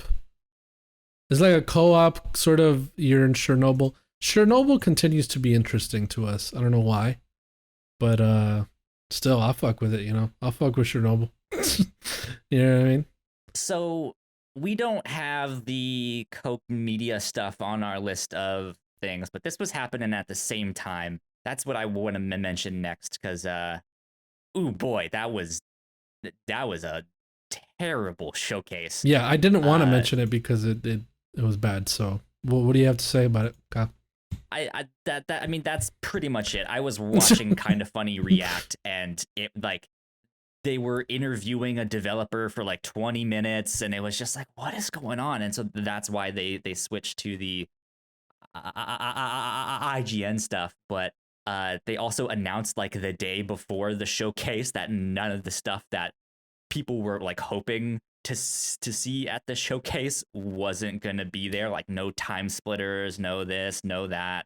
And so it was just like, well, what is gonna be there? Like this is the things that everyone is looking forward to. Yeah. So yeah, it was it sucks. It was their opportunity because Coke Media owns, of course, THQ Nordic, and also has been buying so many IPs and so many studios. And this was finally their opportunity to come out and show what they've been working on. And so I didn't watch it. I, like you, Kyle, I watched part of the Kind of Funny stream. And so it was pretty funny how they would jump in between the streams. There would be a guy talking in an interview on the Coke stream. They would then go to the IGN one, go through 3 reviews, 4 reviews, go back, and then it's the same guy talking. The guy's still sitting there talking? Oh my god! Yeah. Oh, man. We can move on past that one. I don't know if they announced anything. King's Bounty 2, I think that was it. I think that's it. But that doesn't do anything for us. The next one, do you want to take over Netflix to Geek Week, Kyle? Let's save that for the end, because it's not really video games. All right, cool. So let me move on to Guerrilla Collective. Day 1, we got 2 days of Guerrilla Collective. Day 1, we got a few. Okay. I'm not gonna go through the list here because I just read the tagline and said this features about 80 games. So I don't think I should go through it. Anything specific? So, this is a very long page, so I'm not gonna go through it. Anything specific you guys want to talk about with this Guerrilla Collective? I have one. Bloodstained Ritual of the Night. Wasn't this a game that already came out? Yeah, that game came out already. What are you saying? Damn it. It is the same game. Never mind. I don't know what they revealed. It's coming to Stadia? It was announced that it's heading to Stadia. Alright, so I thought it was gonna be a season expansion. I really like Bloodstained Ritual of the Night. Yeah, but that game came out already. Let's not have a Cuphead situation. I don't know what have it here. Cuphead situation. IGN article. It's coming to Stadia. So what do I have here? Omno, a single player journey of discovery through an ancient world of wonders. This game looks cute. Gives me Journey vibes. What else do we have here? Kung Fu Kickball looks pretty cool. This looks funny. It's like a pixel art side scroller sort of where you're kung fu people, kung fu masters, but you're kicking around a kickball at each other. Nice. Which sounds pretty cool. I have on here Industria, whatever. A first person shooter that takes you from East Berlin into a parallel reality shortly before the end of the Cold War. And so it looks like steampunk isn't the right word. How do I describe it? Like metal punk, let's call it. Okay, yeah. But not heavy metal, just straight up metal. Metal core. They have like these metal metal dog robots. Yeah, it looks cool. Cool. So I don't really have much to shout out for day 1, so I'm gonna go ahead and shout out some of the stuff on day 2. Yeah, I was moving on now. This started out with a trailer for Origami 2. Can I just interrupt you there real quick, Kyle? Something funny about Origami 2. I was looking at like a lot of these sites do wrap ups for the sale, the list of all the games. Kotaku was pretty funny because they wrote origami too, and I don't think that was a mistake. I think that was what they thought it was. So that's weird. Origami. Yeah, it's yeah, or just like they thought they spelled it wrong and then fixed it and was like, oh, that's just the wrong word. Yeah, so this is I haven't played the first one of this, but I've heard decent things about this first game. I don't think it really made much like a big wave or a big splash. But it is like a stealth game where you are a ninja, and this one looked like it had some pretty creative gameplay and stuff, and that is coming out September 17th on PlayStation, Xbox, and PC. I think the first one is also out on Switch if you want to get that. But cool. Yeah, this second one looked real good. Yeah, it does look cool. I'm looking at it right now. I have one here from day one. Run, Die, Run Again, or RDRA, is a fast-paced first-person precision platformer where every inch of the environment is out to kill you. So basically, it is like Ghost Runner, but without the. It doesn't seem like there is any combat. It's just you running and platforming the same as Ghost Runner. Speaking of Ghost Runner, I actually bought that this weekend for $5 thanks to a coupon on the Epic Games Epic store. is having an intense sale right now. And Ghost Runner, they also announced on day 2 that is getting a physical release on June 29th. Nice. So there you go. Yeah, Ghost Runner is really a really good game. More from day 2, there is a game called Fire Girl that looked pretty cool. It's a 2D puzzle and platforming game where you are a firefighter and you have to like run in and save people and stuff like that. But it has that like 2D HD style that Project Octopath has, but it's like a side scroller thing. It looked neat.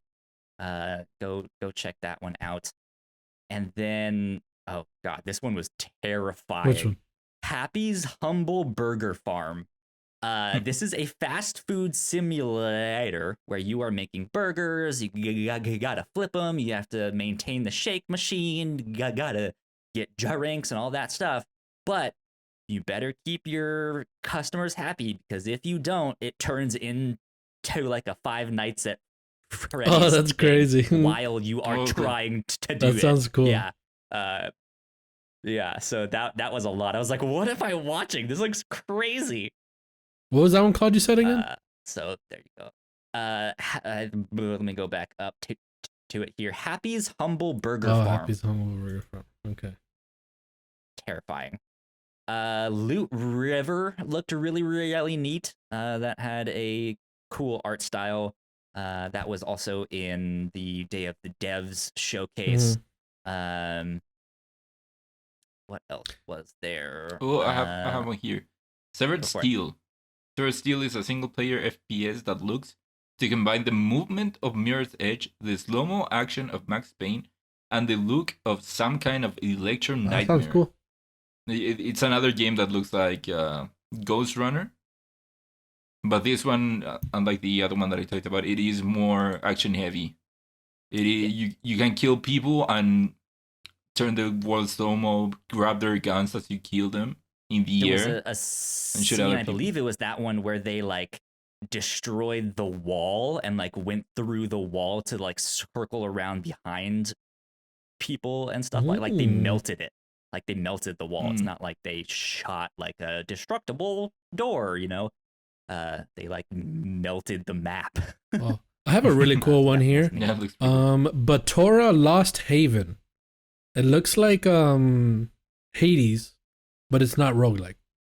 So looks really cool. Hack and slash twin stick shooter.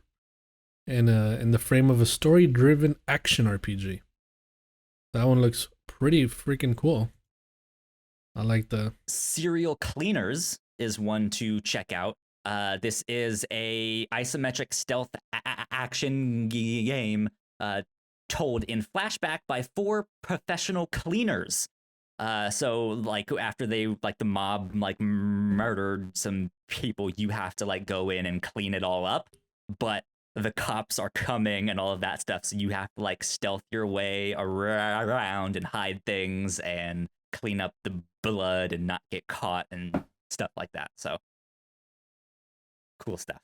Cool. I'm looking at Happy Humble's Burger Farm right now. Yeah, this looks funny. This looks intense. Kinda wild, right? Yeah, it's pretty wild. What's this other one? I'm just reading the description for this one. It looks cool. Grime. It's an action adventure RPG that emphasizes its bizarre anatomical horror elements, its real vibes. It takes place in a strange alien world where you fight enemies and then absorb their traits to become more powerful. Sounds cool. What? Well, I think we should move on. All right. Okay, so that was Day of the Devs. Just a bunch of stuff announced, so we just ran through a bunch of them that we thought was interesting. That was Guerrilla Collective. Oh, sorry, Guerrilla Collective. Yes, a lot of stuff, Ignacio. A lot of stuff. A lot of stuff. Next up, Wholesome Direct. Yeah, they never. Wholesome Direct. Anything from here you guys want to talk about? Anything from here? Didn't watch it. This is just a cool idea that they have this. Like, there's like people have all sorts of different tastes in games and stuff, but this is one that is all just very cutesy. There's cats everywhere. There's all sorts of stuff. Just a bunch of wholesome games. The one thing just a bunch of wholesome games, you know? The one thing I want to mention is Lake. Yes. Lake was at this game. This is that like mysterious mail delivery game. This was I believe also on another another showcase. I don't remember which one here. I was super interested in this game. I think I'm honestly losing interest in this game, but I haven't. I'm not like unsold yet, and the reason is because I got my hopes up for something that I think this game is not. I was hoping there to be this like Twin Peaks mystery, like this like conspiracy that's happening in this town, and you kind of like figure it out and solve it as you deliver all the mail and do all of that stuff. But I don't think it's that. I think it's just like, this is gonna be a real chill game where you just deliver mail. Cool. Yeah. What about the one up here? Where's the top? Polygon. It's a photography game where you take pictures of silly, fantastical creatures, solve puzzles to get them to do cool and cute poses, and play minigames. No, I just liked Lake. I just liked Lake, Ignacio. Okay? Enough. I'm talking to Kyle. No. I just like Lake, Kyle too. Ignacio. Enough. He said what he wanted to mention. My God. Ubisoft forward. Let me go through the things that were announced here. Very little, but big things. Far Cry 6 DLC. Werewolves Within movie trailer. That movie had Milana Vaintrub, AT&T commercial girl. Very beautiful. Let me see here. What else? Assassin's Creed Valhalla, The Siege of Paris DLC. I gotta get back in that game. Just Dance 2022. Rainbow Six Siege getting crossplay and cross progression. Riders Republic release date announced September 2nd. That game looks freaking awesome. Rocksmith Plus subscription. Rainbow Six Extraction gameplay trailer and release date revealed. And Mario Rabbids Sparks of Hope revealed. And finally, Avatar Frontiers of Pandora. Finally, the Avatar game we've been hearing about for so long has finally been revealed for a release year of 2022. We don't know when exactly. Also, next gen. Only next gen. Only next gen, yes. Yeah. So I want this to be a third-person action-adventure game. But it seems like it might be first-person. Do you guys think it's going to be first-person? To me, it looked third-person. It looked third-person to you? Yeah. It's because there was some parts in the trailer. We really. Yeah, we don't know yet. Some parts in the trailer, it looks like they emphasize seeing through a character's eyes. So I don't know if that meant anything. But We'll see. It was just a trailer, just trailer in engine, but not gameplay. So that's what we got from the Ubisoft Forward. What's up next? Devolver. Oh wait, are we not gonna play all the games? Hold on. You want to talk about it? Yeah. I actually do. I don't know why I was moving forward. Great presentation. I thought this was a great presentation. I think they said what they needed to say and moved on, but they still managed to have like very small snippets of like, hey, let's talk to the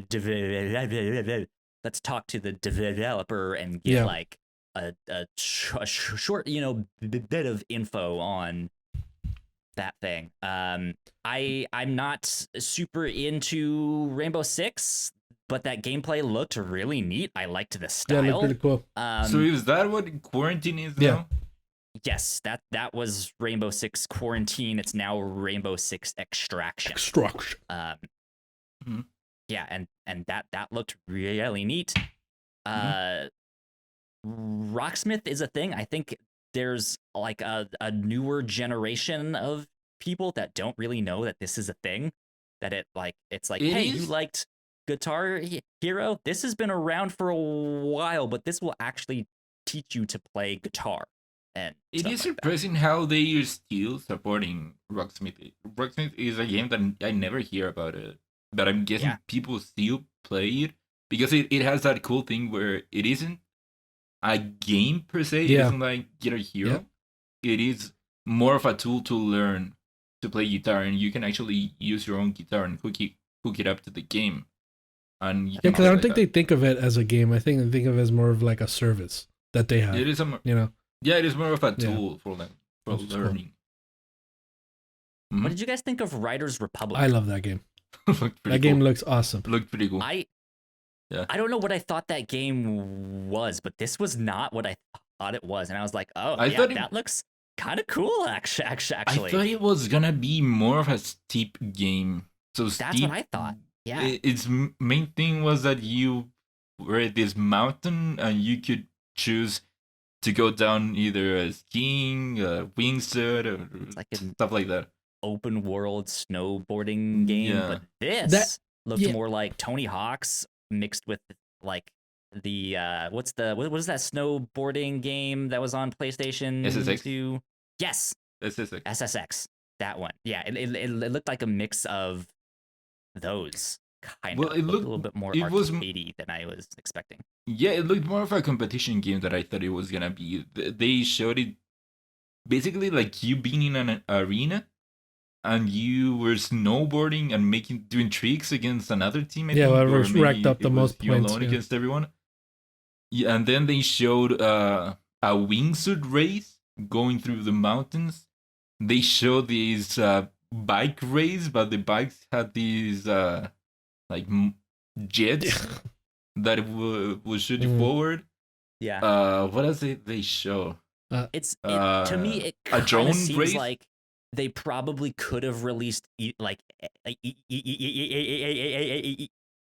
probably could have released these segments like on their own as like here's a like $20 game like Knockout City, do all that stuff, but it's like a bunch of them combined. It's like, hey, here's a snowboarding game, here's a squirrel suit game, here's this, here's that. This is what I wanted Steep to be, and I feel like Steep seems like sort of a demo for this game. This is just Steep was the testing ground for it, and then now they've made what they wanted to make with that sort of kind of game, and it just looks so freaking fun to play. I like the open world hub sort of where you have this main location with all the other players around too. You could just hop in there with your friends and be like, what do you guys want to do? You guys want to go do this or that, or you want to wing glide? You want to like, it seems that it has that cool sort of vibe where you can just go in there and decide what you want to do with your friends rather than just being in a low lobby and then being like, let's go into this game mode or whatever. So it looks awesome. I'm glad it's finally coming out. So that was great. Ooh, I didn't know that the Far Cry stuff. So I watched the trailer it wasn't much of a trailer. It was like a cinematic of the Yeah. game, which was pretty cool. But I didn't know that they also announced that for the season pass, you will be able to play as the villains from previous games in the series, Yeah. which is cool. But they also announced that the season pass will also include Far Cry 3 Blood Dragon. Yeah, so it looked like the season pass DLC. Again, we don't know exactly what it is, but yeah, it looks like each of the past villains you can play some kind of like story or vignette like in hell with them, like like you let's say, yeah, they're all dead or something, and so it's this like torturous, that like twisted thing that you're playing there. So interesting stuff. Did you guys have thoughts on Mario and Rabbids? I have a thought on Far Cry Sequel 6 still. Does this game not look as up to par as you guys think it should with that trailer that we saw at cinematic? I feel like it looked a little off, like the graphics themselves. Like the game doesn't look like. I guess I didn't pay much attention to the trailer itself to notice. I was also seeing people online say that it looked a little not as great as it should. I heard people saying that specifically to Giancarlo Esposito. Yeah. But I kind of chalked that up to like, well, we know what he looks like in real life. So to see him like as a computerized like 3D model, there is that like strange uncanny valley thing that's happening there. So it might be a little bit of that, whereas like the other characters don't really know them from stuff, right? It's just like, sure, that's Sally. Good old Sally. I see. GNO. So I mean, that was my with thought, with Mario Rabbids. I didn't. I haven't played the first one, so I don't really have anything to go into for this one. But it looks interesting. It looks pretty wild. It did look good. Yeah. Yeah, I've only seen some screens of the new Mario Rabbids because I didn't watch through all of the presentation. But yeah, I enjoyed Mario Rabbids back in the day. I never finished it, but I did really enjoy it. And seeing the captures that I saw, it looks like a good sequel. Which it leaked. Maybe the announcement leaked, by the way, in the morning, like a few hours before that. It did. But, it's so funny that Ubisoft always their announcements always get leaked.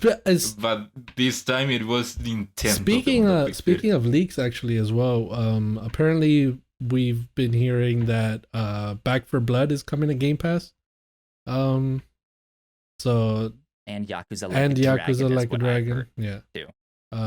Those are rumors. But so take that with a grain of salt. We will I mean every Yakuza game is. So if they confirm that, most likely we'll confirm it at the Microsoft conference. So we'll probably know by then. Yeah. Okay. So. Okay, Gino, we can move on. Finally. Okay. Yeah. I didn't want to move on. I just thought we were just going through them. We spent so much time with the Coke one, and I think you move forward from Ubisoft. My apologies. I absolutely despise Ubisoft. Devolver Digital. We got. Did you guys watch this one? No. This one was wild, man. I know that they're always wild. Yeah, apparently it was a really cool conference itself. Yeah, like it was a really cool showcase. Yeah, well, they do their whole like story thing, and it was really good. It was really funny. But yeah, the actual games that they showed off were wonderful. They started out really strong with this game called Trek to Yomi, which is launching in 2022.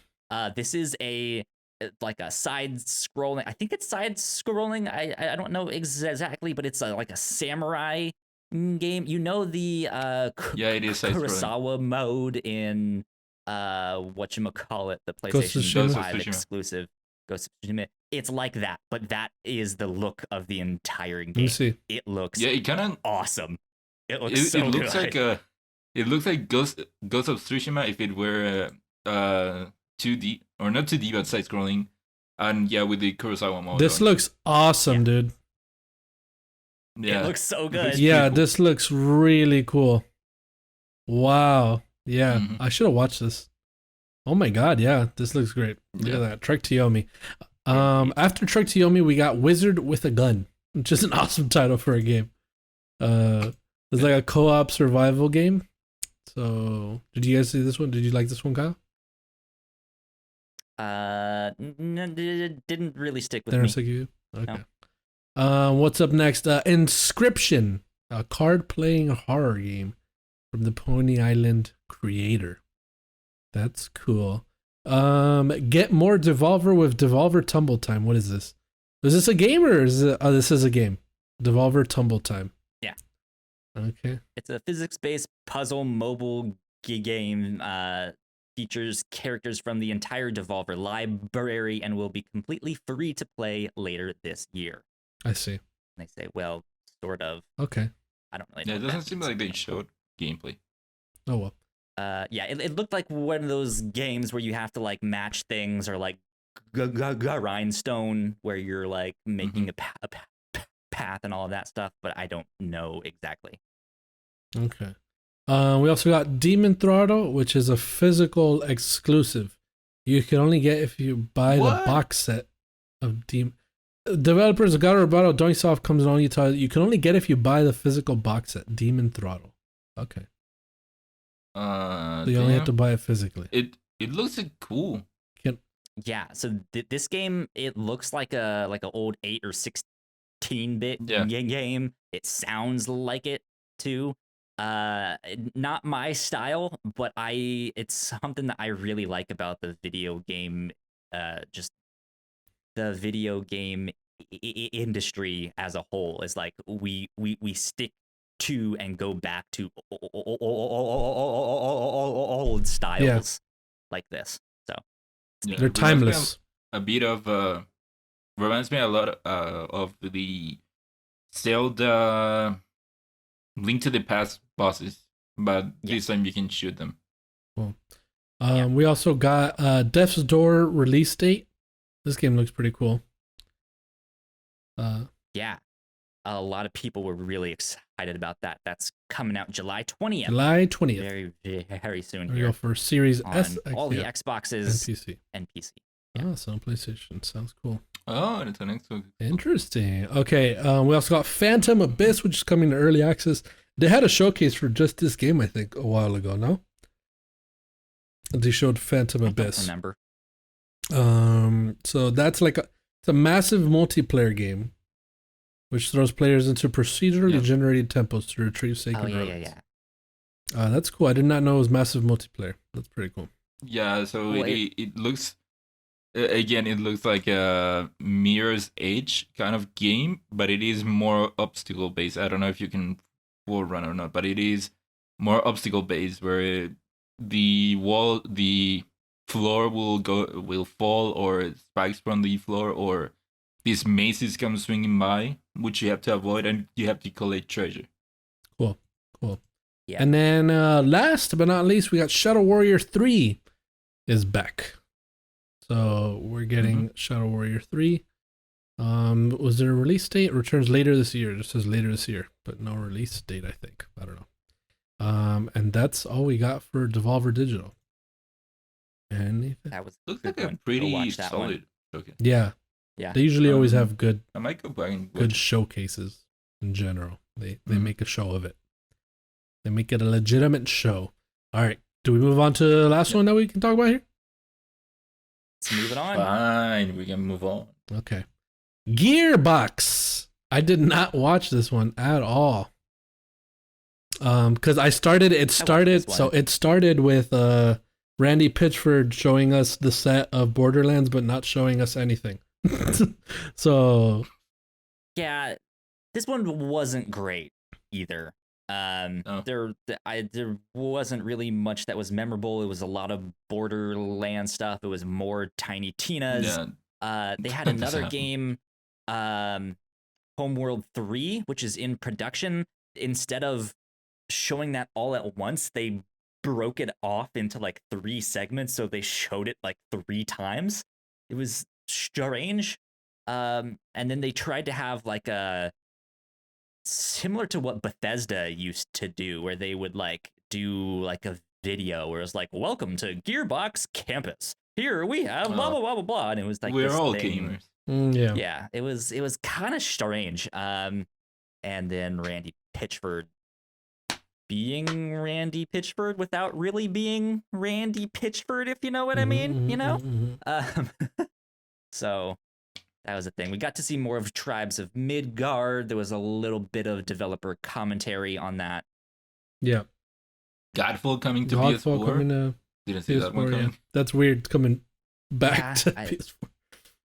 Yeah. They legitimately have like 4 or 5 things on this. An update to the behind the scenes movie, Tiny Tina's Wonderland, Homeworld, More 3, Tiny Tribes Tina. of Midgard, and Godfall. Yeah, that's the Wait, so this is the third appearance. the third time we see Tiny Tina's. Yeah. Yeah.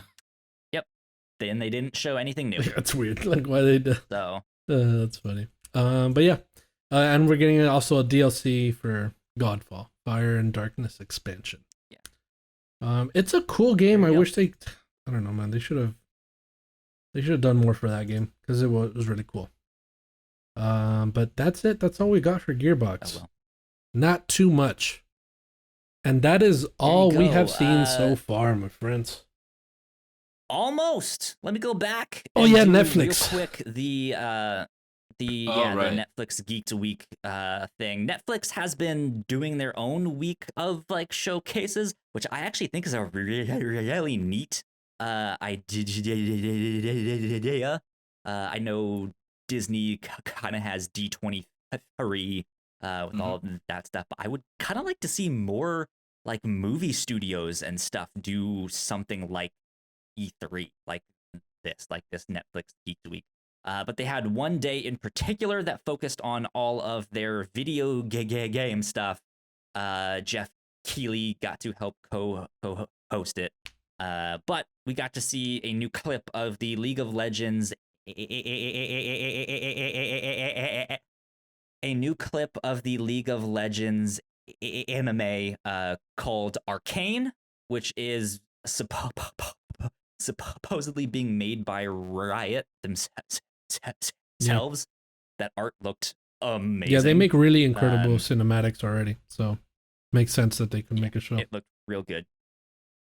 We got an exclusive clip of the Cuphead show, and they announced that Wayne Brady is voicing King Dice.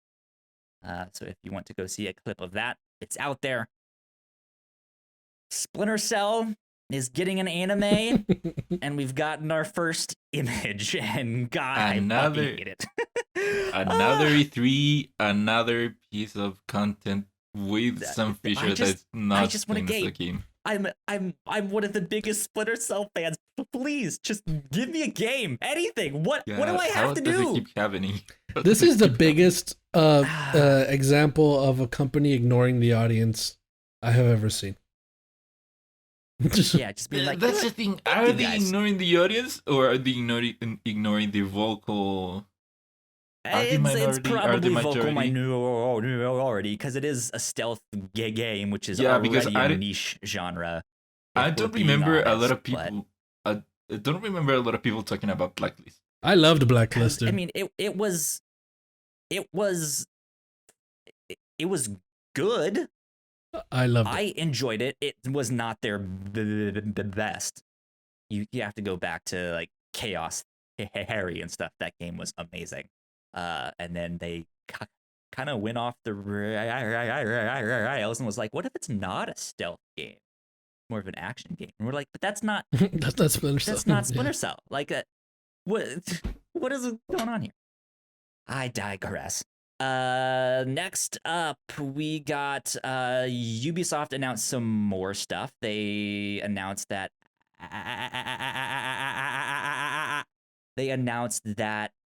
Adi Shankar is making Captain Laserhawk, which is kind of based off of Far Cry 3 Blood Dragon.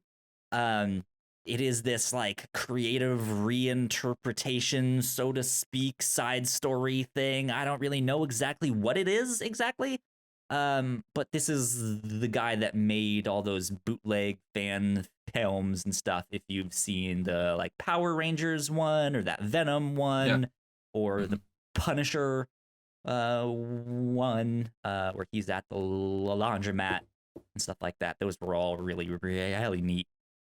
And then they also announced that a Far Cry anime is coming. But that's it. That's all they said with that. And then last but not least, they revealed the cast of the live action Resident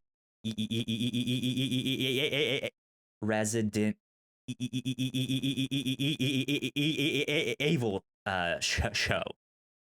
And Lance Reddick is playing Wesker. So they have a movie and now a show and an anime movie, right? So they have those Something three things. like that. They have a lot. No, the movie is animated. No, but they also have a movie, right? A live action movie. In the words? Right? I'm pretty sure they do. Let me check. I think that's this show. No, the show is animated. The movie is also animated. No. Well, this is a live That's action a live thing, action I movie think. that they just... Oh. show, I mean, that they just... Didn't read that part. So is this a new thing? Apparently. I don't know. I'm not a Resident Evil fan. MC Fixer, help us. Okay, it's just this. So this is a live action series. This is what I'm thinking of. That they announced. It was the series. Okay. And then the other one, the one with Jill and Leon is not with Jill, with Claire and Leon is a movie. It's an animated movie.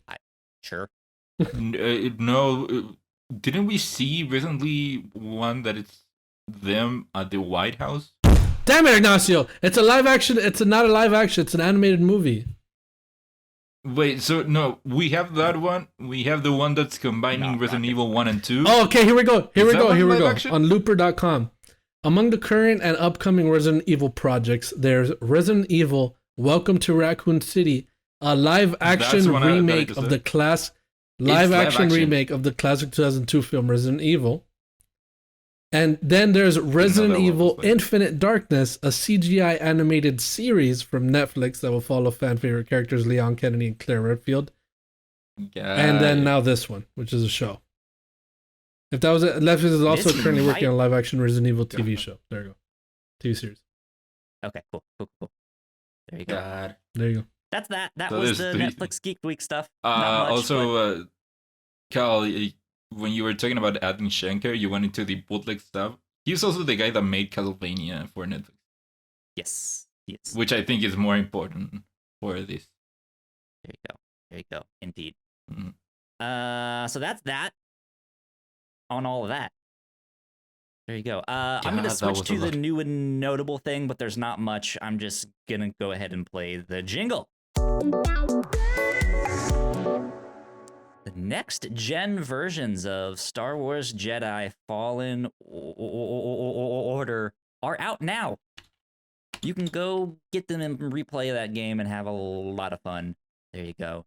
What's interesting about that one, that I want to give a shout out to Respawn and EA, is that apparently you do not have to do the save transfer thing that you had to do with Final Fantasy and Marvel. Good. That's great. Marvel's Avengers. Why can't they all do it? Apparently, so that begs the question: why did Square Enix didn't do that? I have no idea. Who knows? Maybe it's the way the game is made. But apparently, it can be done. It can be done. The other one, last but not least, here in new and notable, Battlefield 2042 has been announced. Oh yeah. If you are a Battlefield fan, they announced that one, and game looks awesome. There you go. Ignacio just put down that Dragon Ball Z Kakarot Trunks, the Warrior of Hope DLC out now. Go get it. Go play it. Go get it, indeed. Go support them. There you go. That's it. Let's get on to our lightning round, which is also very short this week. So here we go. Okay, so first up we have the ESRB rates the Medium for PS5. So if you do not know, the Medium was the Xbox series exclusive game that came out earlier this year. Dead game. It was one of their biggest exclusive games that they were pushing. And so yeah, it has been ready for PS5, which is interesting. Again, that was the exclusive game that they were pushing. So it might probably be coming to the PS5. Next up, Overwatch now supports crossplay on PC and console. So if you are interested in what Overwatch, that's good news for you. And finally play with more people. Here we have a kind of like a 3. I'm tired of these aim assists crossplay people. Freaking aim assist with their guns and shit on Overwatch now. They're getting an aim assist while swinging Reinhardt's hammer. Like, what the heck, dude? That's I know, man. like, that's so unfair. Every time that happens to me, I'm telling myself, man, if Ironheart didn't have this ability, it's so terrible. I don't want to go against PC players that have the absolute cracked aim with freaking Ash. You know what I mean? Why would they do such a thing to me? Well, they do something. The amount of times that I've said, man, Ash, catch him, shouldn't be exactly. Here. Yeah. Dead game. Next up, like I said, it is kind of like a 3-part thing. So Phil Spencer had this interview where he first talked about how they are bringing Game Pass to more devices. So they are apparently in talks with TV manufacturers and seeing a way to bring the xCloud service to TVs. So in that way that you wouldn't necessarily need a console to play your games. You would just need your TV and a controller. And your Kenmores. Yeah. I don't know what that is. Frigidaires. Courage. Oh. Yeah, right. I don't know. Your Pelotons. So yeah, that play it on your Peloton. Sure, yeah. That's your one. Teslas. Your Samsung fridges. But yeah, cool. This just goes to show you how they keep being committed to this idea that they want to bring Xbox everywhere, which in a way I feel is devaluing their console. Which brings us to their next one. According to Phil Spencer, they are still developing new consoles. Oh. Why? So, kind of a weird one. No idea.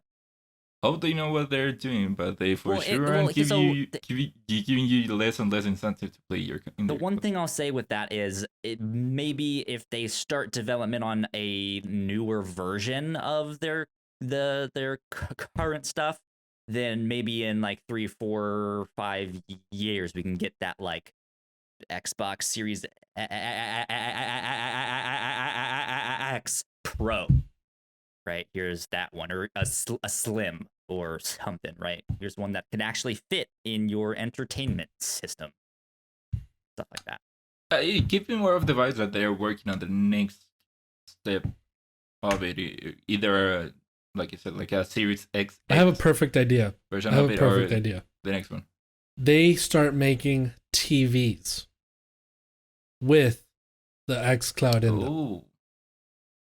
Going Microsoft straight TV. Against Sony's. Yeah. Sony's so now they're TV, going past Sony and then making Microsoft TVs with the xCloud service on them, with the Game Pass service on them, and that's their console. That's what it is. I mean, it would be wild if we saw it XTV. on TVs. XTV. Right? Maybe they could do it. Microsoft buys out Roku. That'd be freaking awesome. I think that's a great idea. I think I'm really onto something there, guys. You don't think so? Like, that's really something. No? I don't know. I don't know. Also, Phil kept talking about how they want Game Pass to be available worldwide, or xCloud to be for people worldwide. He kept insinuating worldwide, which is interesting because xCloud is still only available in certain countries. It's coming to some more countries soon, but still, it's not like you can play it everywhere. And then the final one, Phil Spencer throws shade at PlayStation. More specifically, their policy with bringing games to PC. So Phil Spencer mentioned how it isn't good how some people bring their old games to PC and still make you pay for games again. Damn, what an asshole, dude. And so that's what an asshole. He wants to freaking square up. That's dude. obviously he wants to. It's fate on sight with Phil Spencer and Jim Ryan. You know what I mean? They're gonna see each other. They're gonna fight immediately. Yeah. And that's it for Philly. And the last one that we have here, Fallout 76, is ditching its Battle Royale mode. I didn't know they were making one. I think it was already. Oh, shit. Oh, shit. Okay. Damn. Yeah. That's tough. I don't know. You know which Battle Royale I'm excited for? Naraka Blade Point. You would have seen it by now. By the time you're listening to this, it's early Sunday morning. They're announcing, they're showing a Naraka Blade Point gameplay. If you're a real gamer, you know what. Are you predicting it, or do you know anything? No, like it's on the list for E3. Okay. Naraka Blade Point showcase. I don't know why specific for that game, but I guess they have a lot to show. I don't know. Okay, there you go. There you go. Well, that wraps up all of the news and all that stuff. The lightning round, all of that jazz. Gino, we still got a lot of conferences. Oh yeah, brother. Oh yeah, we got a lot of stuff coming. Yeah, we do. Is there a certain thing you're looking forward to the most? I am waiting for them to announce Kingdoms of Amalur 2 is what I want to see. Kingdoms of Amalur 2. I also want to see I want PlayStation to have their own mini fridge. So hoping we get a state of play. Anything that's like maybe more realistic. Square Enix, dude. Just Square Enix in general. I'm just excited. I'm hoping we're gonna see Final Fantasy 16 gameplay for now. I think I continue to have the belief that game is further along than we think it is, and hopefully that's proven to me with this conference that it is. If not, then at the very least a new trailer with a release year, because I don't think we have a release year even.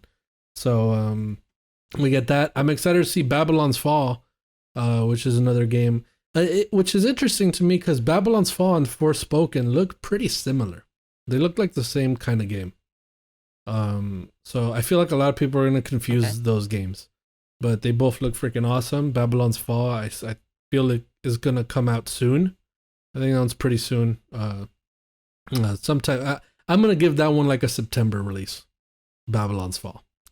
So we're gonna see that, and then that Final Fantasy Origins rumored game is something I'm excited to see. That might be one of their tentpole games. So I feel like that might be and lastly, and there we go, and we see that. So I'm excited for all that stuff. There we go. Ignacio, what about you? What are you looking forward to most this week? Well, sticking to the Square Enix stuff, I'm interested to see if they're going to show anything for 7 Remake Part 2. If they are going to show anything Kingdom Hearts, we could very well do that. If they are going to show the Final Fantasy game that is a combination of the original one, Dirge of Cerberus, Crisis Core, the mobile one, in a different style. I hope that they show that one and they give it a release date. And then for more general stuff, I'm interested to see what Bethesda's conference will look like. If it's gonna be just Microsoft stuff, or are we gonna see Deathloop and Ghostwire Tokyo there, since they are gonna be time exclusive for the PS5. I mean, of course, Bandai. Let's see if they do anything Dragon Ball there, or even show us Digimon Survive. Show us that it is doing good, please. Okay, good stuff. Yeah, I'm excited to see what Bethesda does as well. It's an interesting situation for them, having just been bought by Microsoft. So hopefully we'll see some more of Starfield, stuff like that. I'm interested to see what Nintendo has cooking. They have a lot of stuff that we don't know about yet. And that Nintendo Switch Pro never really got announced. No, it didn't. Maybe they'll announce it after. No, they're gonna announce it. They're gonna announce it. Watch. You'll see. We'll see. They might. Who knows? Yeah. They did say they wouldn't, but they might. Gino, where can they find you online? You can find me over on Twitter at Gino_VTerry and on Reddit at Final Fantasy 14 fan. R_, I forgot what it is. Just kidding. Just kidding. Whatever. Ignacio, where can they find you? They can find me on Twitter at IgnacRojasB. That's IGNACIOROJASB. There you go. Find me at YoKyleSpringer on Twitter and Instagram. If you guys want to stay up to date with all of the stuff that we do here at the Whatnauts, we are at the Whatnauts on Twitter. Let's go like, share, subscribe. You guys know the deal with all that stuff. We'll be back next week here on Crossplay with some more E3 coverage, more Summer Games Fest coverage, more conferences, more video games. Heck yeah, dude. And all of that good stuff. Until next time, guys. Bye. See ya.